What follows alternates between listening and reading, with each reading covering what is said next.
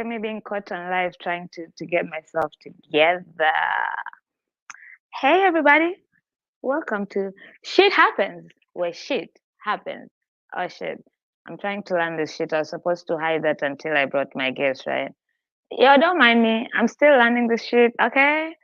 They say, Chris says start ugly. So we're going to start ugly and we're going to get better together. But for all of you who joined me yesterday, thank you very much for hanging out with me. You know, it's Black History Month. So I'm happy that my first guests are black as fuck because we are black. But so it shit happens. It's a 30 to 45 minutes program where my guests share. We have an intimate conversation on something that surrounds everything on what they're doing instead of normal questions and answers like the interview style, not what Talk Shit with P is all about. This is different over here. So join in, please. If you are there, please blow up the chat, ask questions, talk to us, do whatever. And now I'm going to go ahead and bring this guest of mine today is my mentor. I love this man and I love everything that he's doing. And you all need to learn some shit from him. So, hello, Essay. Welcome to Shit What up? Happens. Yeah, the greatest title ever. Shit happens. I could just picture it visually when I close my eyes. I wake up in the morning. I'm just like, yo, shit happens, man. For real. Right? Like yesterday when I had to do my 6 o'clock. So my mom showed up, was supposed to move yesterday, it didn't work out again, shit happens. And so I was in the car hoping I'd get to the place by 6 o'clock so I can do my live. But it didn't. So I had to do it on the Uber. We were in the Uber. I had to tell the Uber driver, turn off the radio. I told my mom, like, shut up, you ain't going to talk. And I was going, and the guy was like, I mean, shit happens, right? I'm like, for real? 100% facts. How are you 100%. doing, Essay? It's been a minute. It has been a minute, man. I'm cracked out on coffee. I got a lot of shit going on today. You know, it's Friday. So Friday is my day when I kind of do things behind the scenes. So that's what I got going on right now. I know, I love it. I love hanging out at your spot on Fridays. So I can't wait to do that again. So, Essay, Yes. you are from. I remember the first time I met you. It's been we're going to 2 years now. Okay. And when I met you, we were talking, and you looked at me and you're like, "Why the fuck aren't you rocking a brand?" 100%. And and that shit sat with me. And since then, I've been nothing but, I mean, it is the Stanley, but it's still my brand.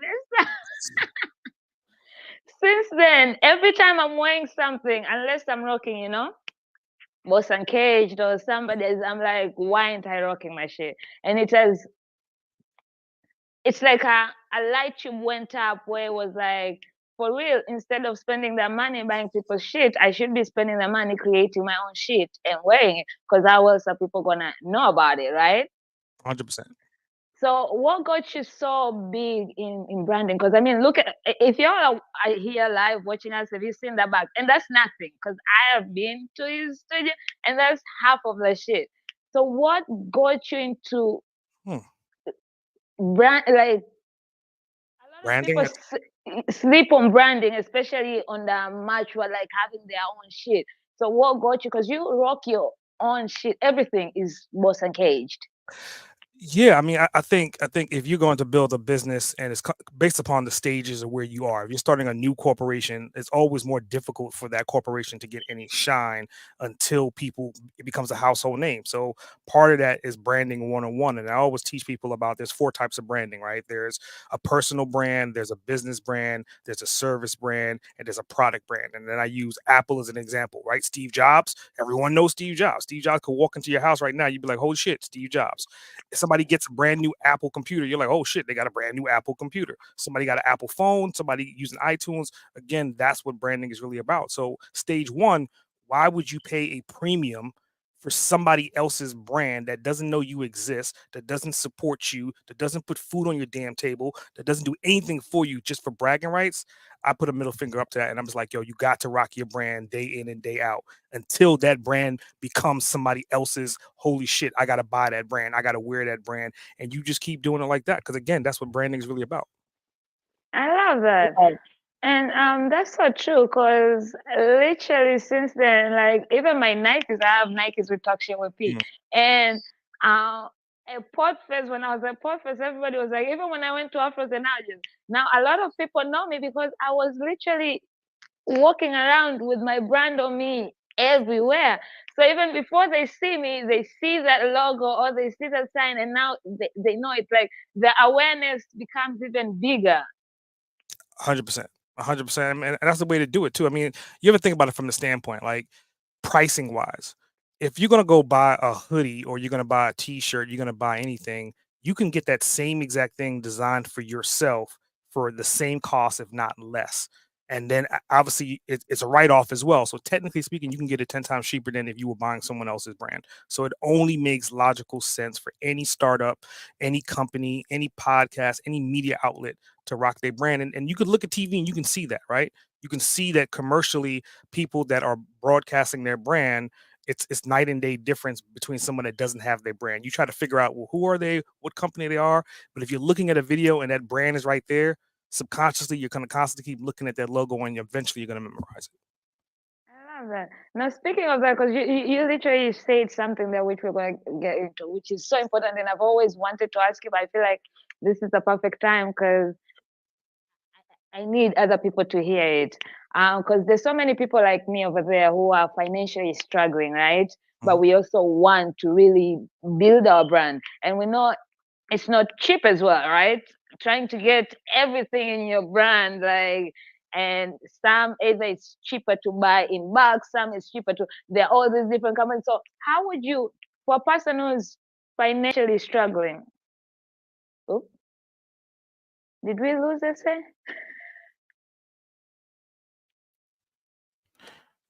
That was random.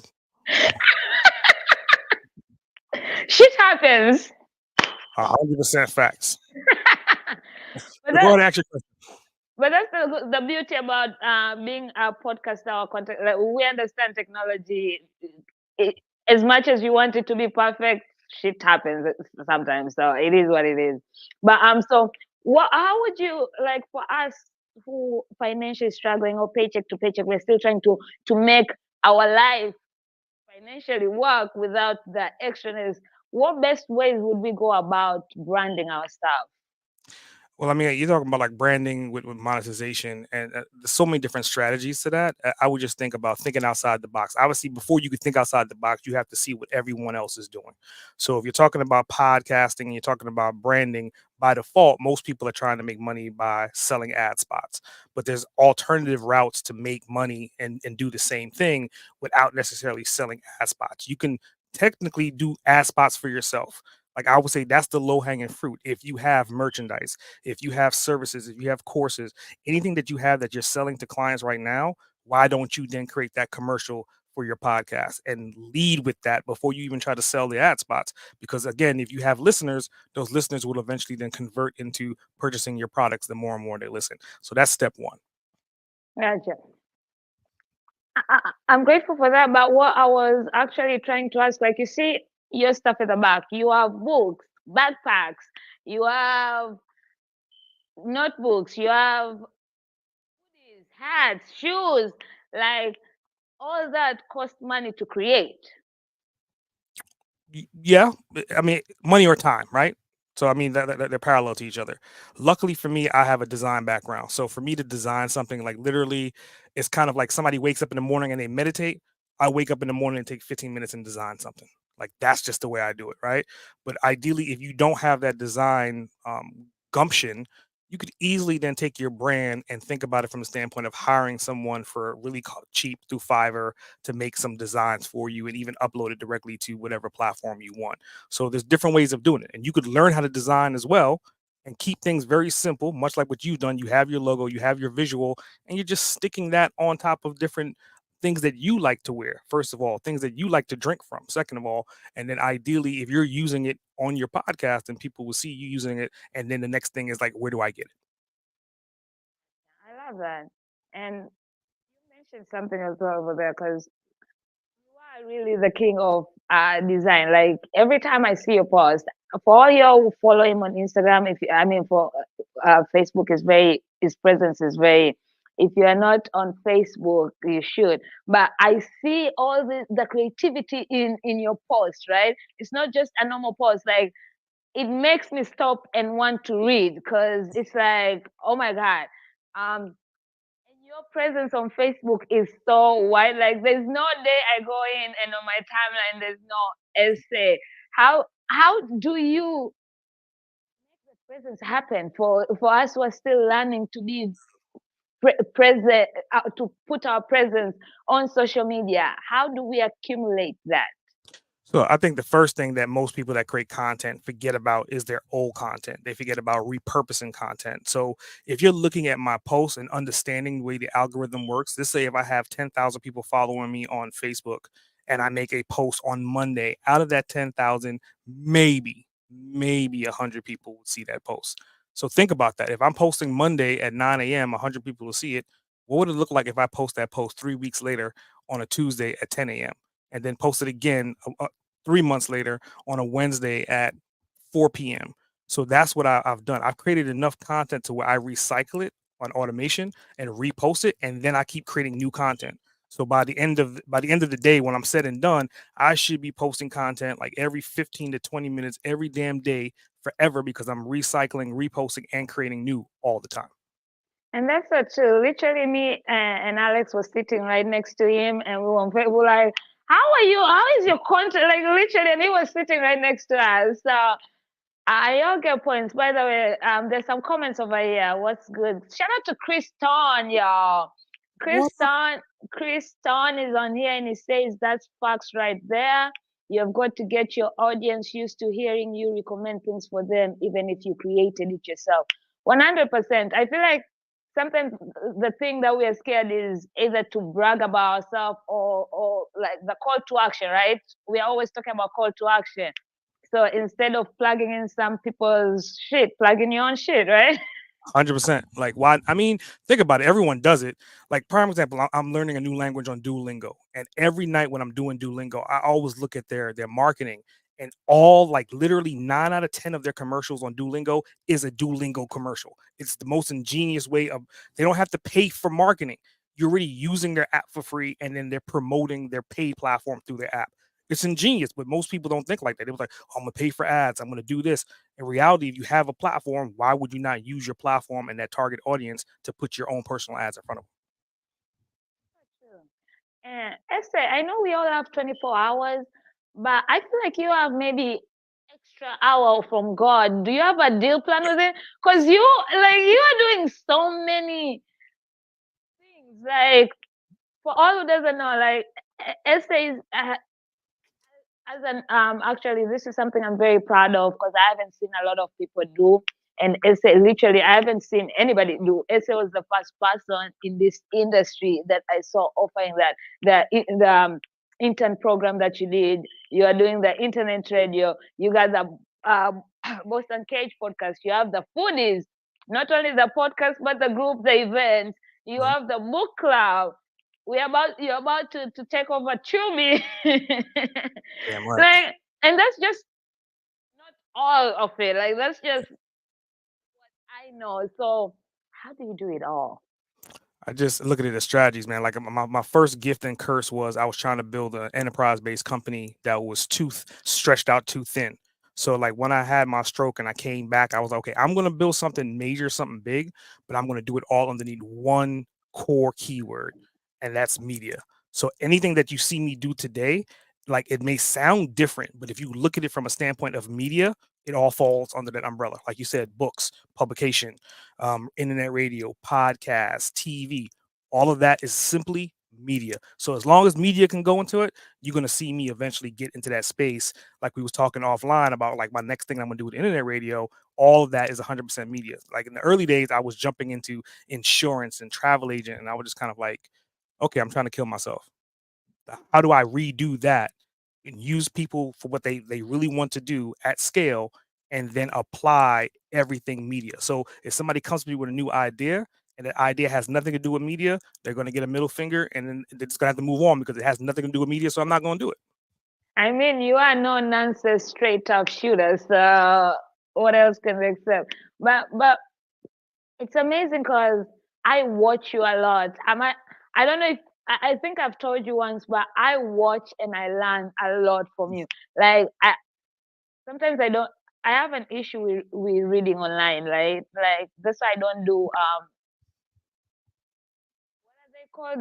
Not the audiobooks, but the I have to have a book and paper to read. But Mm, if I'm reading like a book online or long post, like my eyes just go, and then I'm just in like so. Sometimes even though because your posts go, but they do go into detail, and that's why I started reading them. Because in the beginning, I would just look at the image and read a few lines, and then the deeper I went to reading, I started learning a lot. Like most of my growth has come from watching you, and that's why I always say you're mm, my mentor. Because I watch, I listen, I apply. Where I don't, I always reach out when I can when I have questions. mm. And even the intern program, it wasn't meant for me. I still found my way inside there.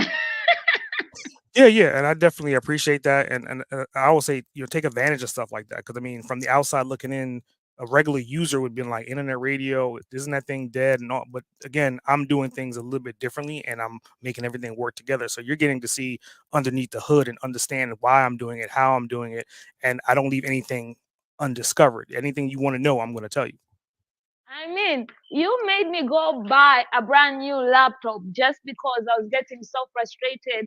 I've had issues with my laptops. Yeah, like the technology has now been on my side, but that was my only barrier into achieving what I wanted to achieve with that. But I got this because I was like, yo, no, I'm not missing up on that. Opportunities like this, and I feel like that's why some of us don't grow Mm, in these industries. Whether you don't need like when I started podcasting, I didn't know shit about it.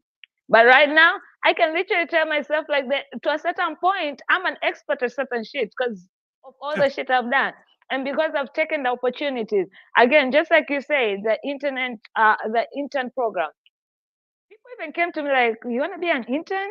You're gonna put," but I'm like, switch your mindset because you're thinking that you're wasting an hour to learn, but no, you could. I'm getting it for free because I could spend a lot of money to learn from somebody who doesn't even know the shit. Like, not they're just giving me the basic. What Mhm. essay is giving is different. And I'm learning from a person who I actually want to learn from, who I want to be like, who I want to get because I've already got so much. So I Mhm. think sometimes people miss the opportunities or the growth because of that mindset. Like, oh, I don't want to be an intern. I'm too old to be an intern. Why should I give my free time? Why should I show up? Why should I listen? All those. But that's where it is. Yeah, yeah, I think people definitely miss that mark. Because prime example, if Elon Musk was saying he was giving an internship, they wouldn't be saying that shit. If Steve Jobs was saying to do an internship, they wouldn't be saying that shit. If Donald Trump, if they're a prime time individual that they've seen on TV and they have that ranking that they want to be comparable to by default, they'll do anything for free. A lot of people go on TV and reality TV essentially for free just to get the publicity, right? So it's the same thing. For you, it's learning. It's a learning curve to where somebody else may not know how to do what you're learning how to do, and then you can take that and then apply that to what you're doing. Because again, we're both in media, so everything I'm going to teach you is media driven. And that's so true. I also say the same thing about when, especially when you are building something where the support, especially from friends and family, is a little bit lacking Mm, on certain level. And then once they see you, like, oh my god, you did that? You could do that? Now mm, everybody wants to be like, I know him. Yo, can you show me? Yo, can you do that? Like, when was this there? And I tell people right now, like, y'all have been laughing at me, but now I'm winning awards. Now I'm being recognized by mhm, certain people. You feel like, oh, I know that guy. Don't wait until Oprah or somebody starts recognizing me for you to give me my flowers. If you're not here with me right now, hey, baby, you're gonna have to talk to my assistant, I'm gonna have like the lower level assistant, then who passes you to the middle one, then to the top one. By the time you get to me, I yeah. don't care if we went to high school together. Yeah, and I think people they don't understand that. I mean, a lot of times I'll have conversations and people like, "Hey, can I call you right now?" And I'm just like, "Dude, like my schedule is crazy." To your point, there's 24 hours in a day, and I'm always every hour is packed with doing something. So if it's not pre-planned or scheduled, it doesn't exist. And people they still want to pick up the phone and call. And I'm like, you could ask my wife. It's so funny. Like I have probably like I don't know 3,000 missed calls. I don't answer my phone. My ringer's not on, and if you're not like in our household to where I need to make sure that your livelihood is okay, that phone call honestly really doesn't matter at that point in time because I have other things that were pre-scheduled that I'm focused on at that moment. Funny that you say that because I just realized I don't even have your number. Like, but I communicate with you almost daily, but I don't have your number. But at least Exactly. our communication is because since I met you, like I didn't have to be sold about yo, you really need to get to know SA. Like we met in a Atlanta Mixer, the podcast meetup. I listened to you and I just started following. You invited me to the foodies I can. And ever since seeing that, because also community is important, and to see the community you keep building in the foodies, in the book club, like that is something I aspire. So I follow, not because, oh, who is they say, like somebody told me I should follow. No, because I know where I want to be and I know who I want to surround myself with in order to get there. Mm, And I think because the reason also you give me your time is because you see I put in the time as well. Because I tell people, even when you end up asking people for their time or taking those courses, because if I'm not gonna work on a course, I'm not gonna even sign up for the free one because I don't want to waste a time or take a spot from somebody. So anything I attend, even Adam, shout out to Adam Shire, podcasting business school. I attend his is boot camps, and I actually do the work because I've seen Adam what he does. I know what he preaches and what he brings. So I even work. I do the homeworks. I do everything. Like the reason shit happens is because of an audit I did with Adam, and he gave me the idea to start something like this. So mm. I do the work, and when people see like yo, she shows up, she does the work. We see her go. Of course, they're gonna put more time into you. But I'm not gonna put time if you just you constantly show up, but every time you show up, you're still on the same level. There's nothing new information. You're not doing anything, but you're just showing up. Yeah, 100%. I mean, I think that that's the first thing is taking action to actually receive the results that you're trying to get. And I think most people they miss that mark.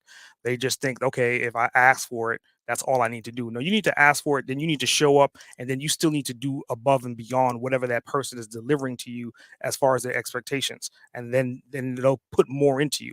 And I think that's the rule of thumb. There's always another level. If I decided to get in contact with like Grant Cardone, Grant Cardone will want to know, like, what the hell am I doing? Can we even be on the same wavelength? Can we speak the same language? Because he does not want to waste his time. He wants to see results. And at the end of the day, the results he will get from me, he can use those results as testimonies to get more people to then follow him, to then do the same thing, step and repeat.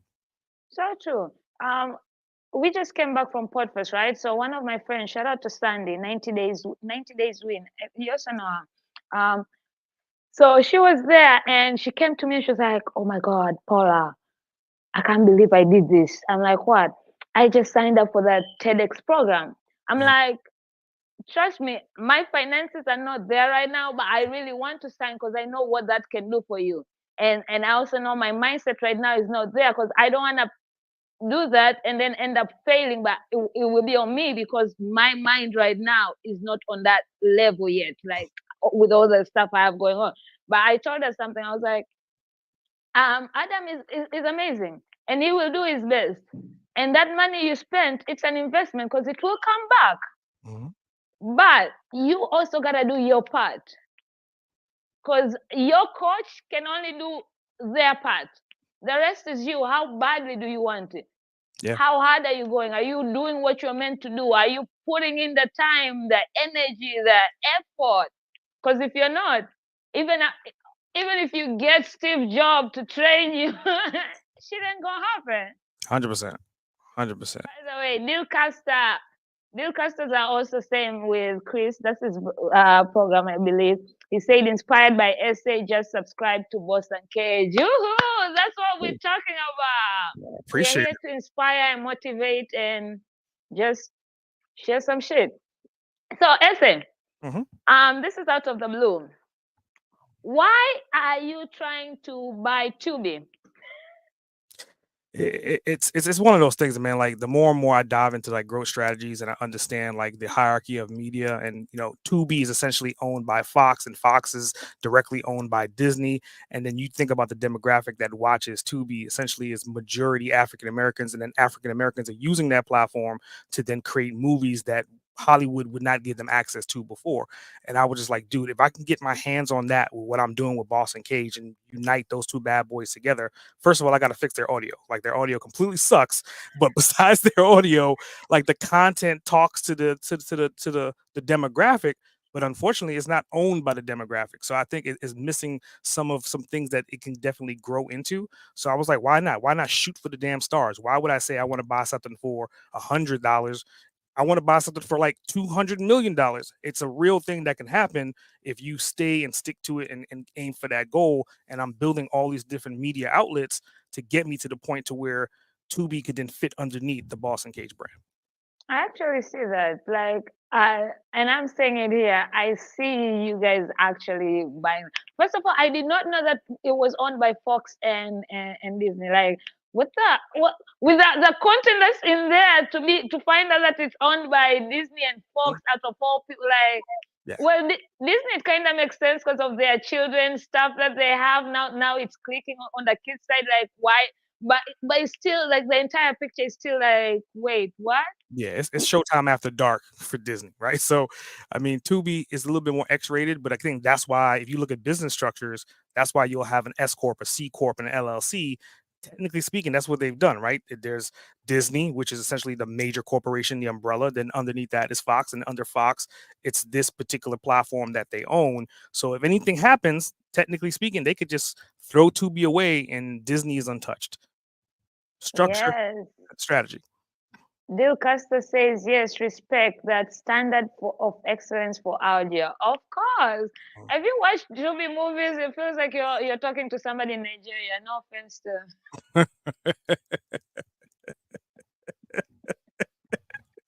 Oh man. to. But I can't wait to see that. I can't wait to see the movies Alex is gonna be directing on there too. Yeah.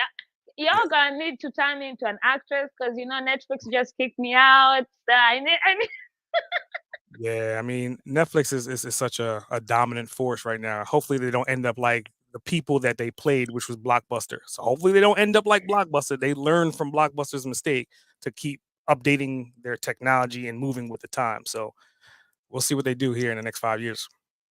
All right. So before we end, right, you are growth strategist consultant, right? Yep. All about strategy. Uh, I'm curious, just for me because knowing you and knowing you personally and business wise, what's the most unconventional strategy that you've ever implemented? Um, there's so many different things. I mean, if I go back, I had that this long-term plan as far as becoming a travel agent because I was building insurance agencies up and down the East Coast, and I wanted to leverage that capital to bring that capital internal into the company. So that was one of those far-fetched, wide visions that was just too far apart for anyone to really comprehend the connections between them. But what I'm doing right now, I would think with the internet radio station, it kind of falls under podcasting, but I think people really don't understand the concept that I'm going for. I mean, imagine like we have over 400 episodes, right? Every episode could be cut into like 5 minute, 60-second clips. Those clips could then become like audio loops. Those audio loops can then be mixed and mastered with music. So think about that, right? You could hear DJ Khaled screaming, "It's another one, number one." Or you can hear the boss in case in your radio station where we're having an interview with someone that's a multimillionaire and they're saying this key point of information that's a turning point in their career, mixed and mastered with music that we own the rights to. So it's again, it's taking that entertainment and also mixing it with education, but it's 100% boss. I love that. And I must say, I've been enjoying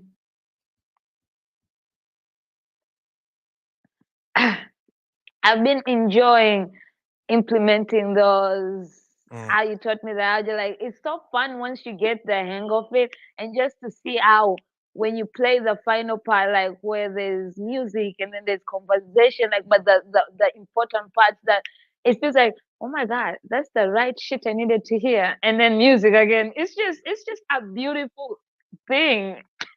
And imagine if you add the DJ element to the top of that, right? So once you get enough tracks like that, imagine mixing and matching DJ style with the motivational quotes and the own music from the brand.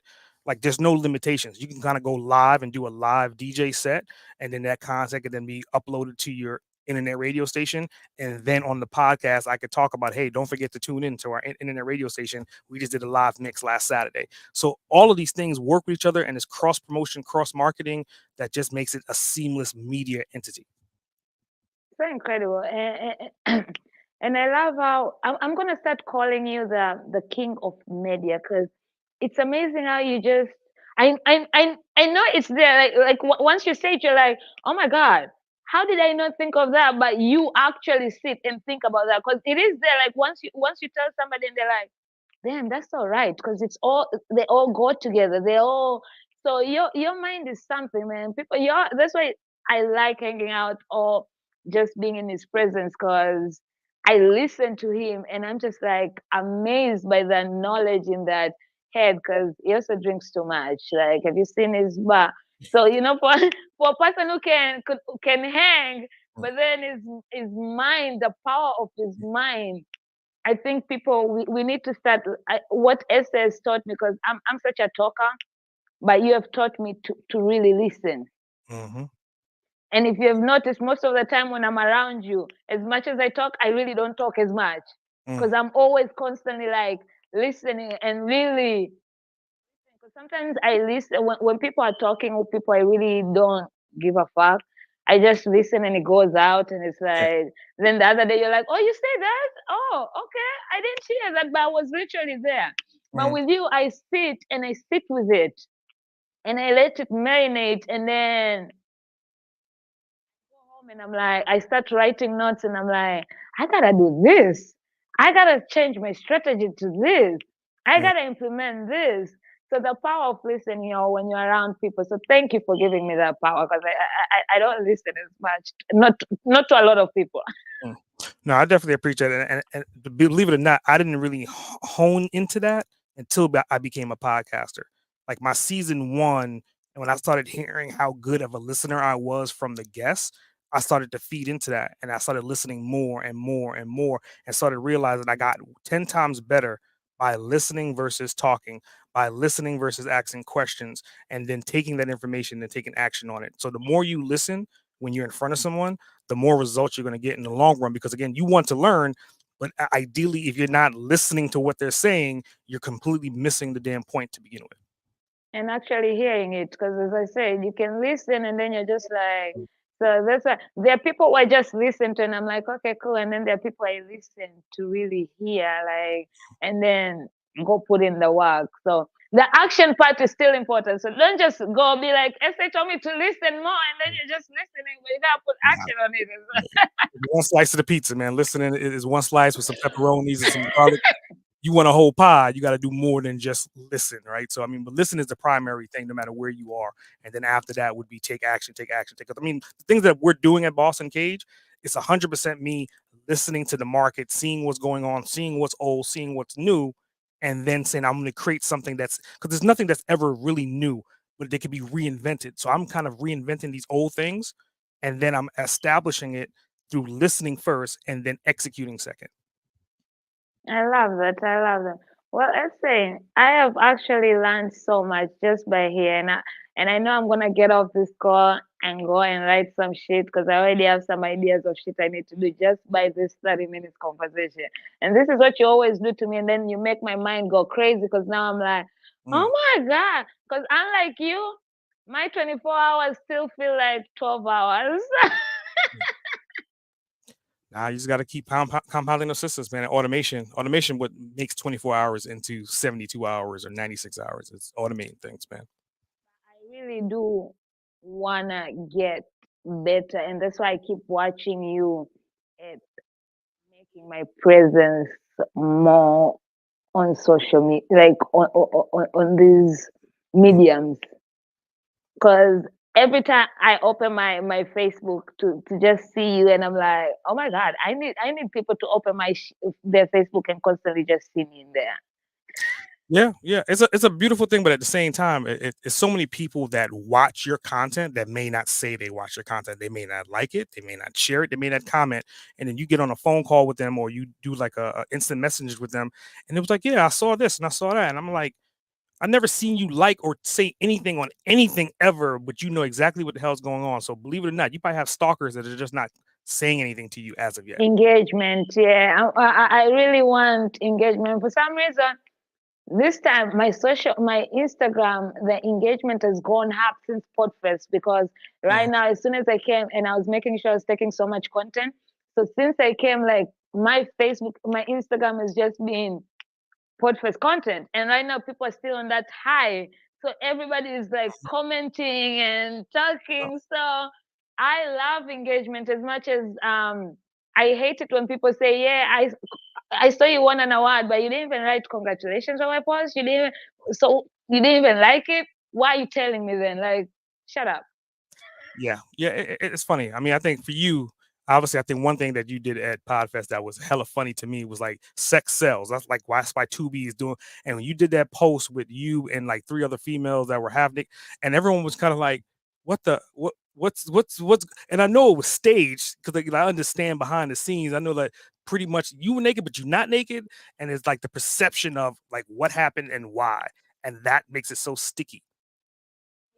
And then now people, it starts a conversation because that's what I want. And there's more because this year Podfest was also kind of like sex con as well. There's more sex content coming, which I can't wait to. Because I realized also, and it's funny because the post I won an award, has, which was posted 2 days ago, has not as much as the one which we are naked. I'm like, damn, you're really into. Well, it's funny because like on my posts, it's my internal personal life posts that have way more traction than any business post. If I post something about one of the kids, the engagement goes through the roof. If I post something about my wife, engagement goes through the roof. So I've just learned that okay, if I'm going to do that post, I know when I'm going to do that post, and I know what post is going to come after that post. I never post two of those posts back to back. I always post that post to get the engagement, and then I'll post a Boston Cage post or I'll post some business post secondary to it. So when they're scrolling, they'll at least see family, business in sequence. And that's why you're the strategist consultant. Because look at it, you're just giving us some strategy of how to work the algorithm system. Because it's really trash. But again, people like nude and family and that. I mean, no offense, I will share your boss and cage post, but whenever it's the family stuff and I'm seeing some things, I literally be commenting, and so it is true. Like 100% engagement. 100%. And again, I think it's because people see you in a certain way, but when they see you with your family, they expect you to be different. And in our household, we are who we are in media and we are the same behind the camera, in front of the camera. So it's kind of like the belief in the fact that it's the same person. You can meet me on the street or you can meet me in the studio and I'm going to be the same crazy bastard in either case. It's the same dude. I gravitated to you and your family. Like I love you, your wife. Because it is you give the same online and out here. Because I Mm. also do that, and I love it when I meet people and they're like, "Oh my god, you're the same person on the internet." I'm like, "Duh!" Yeah, Like it's I easier. talk like that, I post like that, I am that. It's 10 times easier than trying to juggle personas. It's like, why would I mean, obviously everyone has personality disorders to a certain extent, but trying to juggle multiple different personas based upon where you are in the world or what's going on becomes so difficult. Just be yourself. If you be yourself, it's so much easier to be you collectively in all the environments. You have to be mindful, but always be yourself primarily and first. You're gonna end up also losing yourself, and that's when the mental health aspect comes. You're gonna get depressed. You're gonna get anxiety because you get to a point where you really don't know who you are because you're this person here, you're this person here, you're this person there, you're this person there. Yep. Like The I can't actors. even keep up just being polar. Just being polar, I can keep up with that. Now imagine if those polar 2.2 or 3.0. Mhm.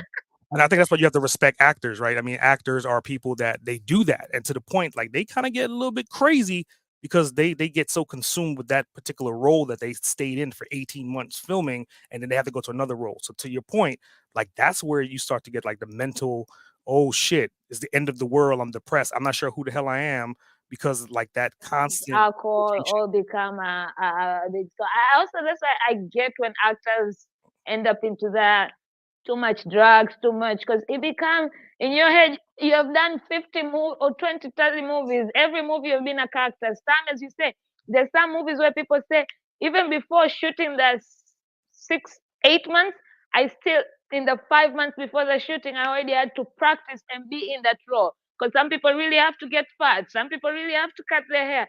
So imagine for 2 years you are a different person, then you have to go back to being you for 5 minutes before you get to be a different person in a different movie. That's crazy. It's crazy. I think the only person in the industry right now that I can think of off the top of my head that's the same person, probably on camera, off camera, is Tom Cruise. Like that, if you look at all his roles and then you look at his real life, that dude's really riding motorcycles. That dude is really flying stunt planes. He's really jumping off of that. Like Tom Cruise has like a vendetta with death that keeps missing him left and right every single day. But that's that dude, and that's why you have to respect him. And plus, he's like 60 something years old and he doesn't look it, right? Because he's Yeah. living his life the same on camera as off camera. And I started giving him respect. Like I always used to be a fan, but like, yeah, whatever, Tom Cruise. But when he said he does his own stunts, I was like, what's up? Because a Yeah. lot of people have stunts. It's like, no, I do my own. I was like, okay, that's some other level. Like, shout out to you. Like, 100%. Him and Jackie Chan, like they probably broke more bones than anything else than any other actor. But the reality is they love what they do and they're doing it at a scale no matter where they're doing it. Like it's not a difference between on camera, off camera.